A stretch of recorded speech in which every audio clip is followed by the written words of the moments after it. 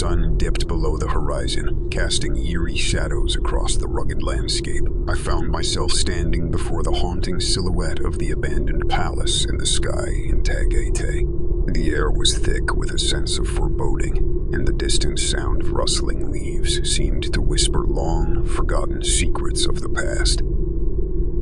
I'd always been drawn to stories of the supernatural, and the legends surrounding this place had ignited my curiosity. The palace, once a grand mansion built by a wealthy family, now stood as a decaying relic of history, its walls holding memories of both opulence and tragedy. It was said that a terrible fire had consumed the halls and chambers, leaving the mansion deserted and hauntingly vacant. Despite the warning chills running down my spine, I couldn't resist the pull of curiosity any longer.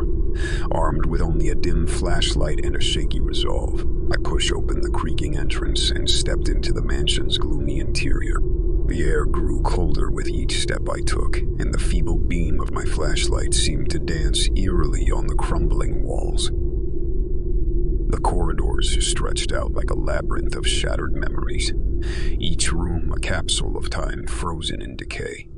Faded portraits stared down at me from the walls, their eyes following my every move. As I climbed the grand staircase, the sound of faint whispers echoed around me, though I was certain I was alone.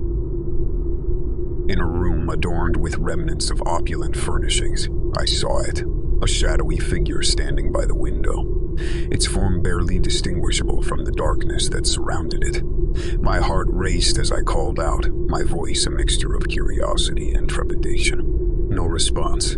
The figure remained motionless, a silent sentinel of a forgotten era. Gathering my courage, I approached cautiously, the beam of my flashlight revealing an empty space where the figure had stood just moments before. The air grew stifling, and a sense of suffocating dread enveloped me. A sudden gust of wind extinguished my flashlight, plunging me into an abyss of pitch darkness. Panic surged as I fumbled to relight the flashlight, my hands trembling in the cold, clammy air. In that fleeting moment of darkness, I felt a presence so close that its icy breath seemed to brush against my skin.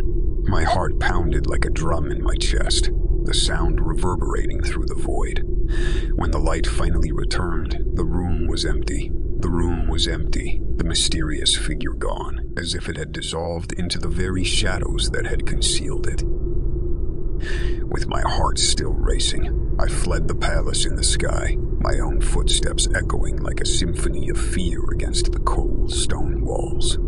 As I reached the safety of the outside, I glanced back at the looming structure, an imposing testament to the nightmarish encounter I had just survived. To this day, I cannot shake the feeling that the abandoned palace holds more secrets than I could ever comprehend. Was it a restless spirit, a trick of the mind, or something more sinister that had haunted me that fateful night? The answer remains lost in the enigmatic shadows of Tagaytay's silent hill, a tale of the supernatural that forever lingers in the depths of my memory. Months passed since that chilling encounter at Tagaytay's silent hill. The memory of the abandoned palace in the sky haunted my thoughts, refusing to fade into obscurity. The lines between reality and the supernatural had blurred that night, and I was consumed by a burning need to unravel the mysteries that lay hidden within those decaying walls.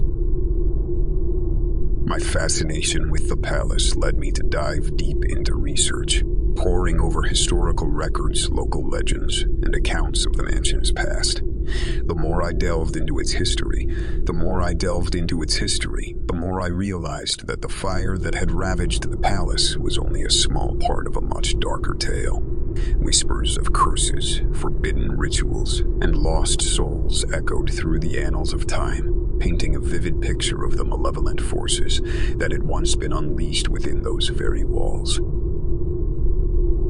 With newfound determination, I returned to the palace in the sky, this time accompanied by a group of fellow enthusiasts who shared my thirst for answers. Armed with more advanced equipment, we embarked on an exploration that would push the boundaries of our courage and sanity. The palace seemed to have transformed since my last visit. The air was charged with an almost electric tension as we stepped over debris and through crumbling doorways. Our flashlights cut through the darkness like beacons of courage, revealing intricate architectural details that had long been obscured by neglect. As we ventured deeper into the mansion, we encountered strange phenomena, disembodied whispers that seemed to rise from the very walls, chilling drafts that defied explanation, and fleeting shadows that danced at the periphery of our vision. The once silent walls now seemed to reverberate with echoes of a tragic past. In a room that appeared untouched by time, we uncovered an old journal hidden beneath a rotting floorboard. Its pages were filled with the trembling handwriting of someone who had clearly experienced the malevolent presence that plagued the palace. The writer described eerie visions, unexplainable occurrences, and an overwhelming feeling of dread that seemed to seep into their very soul. With each page we read, the atmosphere around us grew heavier, as if the very essence of the journal's words permeated the air. As the last entry came into view, our flashlights flickered, and a spectral chill enveloped us. The journal slipped from my trembling hands, and a voice, soft yet laden with sorrow, seemed to whisper directly into our minds. "You dare to uncover what was meant to remain buried," the voice intoned. "Beware the secrets you seek, for they hold a power beyond your understanding." Terror coursed through us as the words resonated within us. Without a second thought, we fled the room, our footsteps echoing through the haunted corridors. It was a race against time as we raced towards the exit, the once silent whispers, now a cacophony of voices that seemed to follow us, their words unintelligible yet hauntingly familiar. As we burst out into the open air, gasping for breath, we looked back at the palace that had held us captive in its grip. The palace in the sky remained, its secrets still buried within its walls, waiting for the next curious soul to awaken its malevolent presence.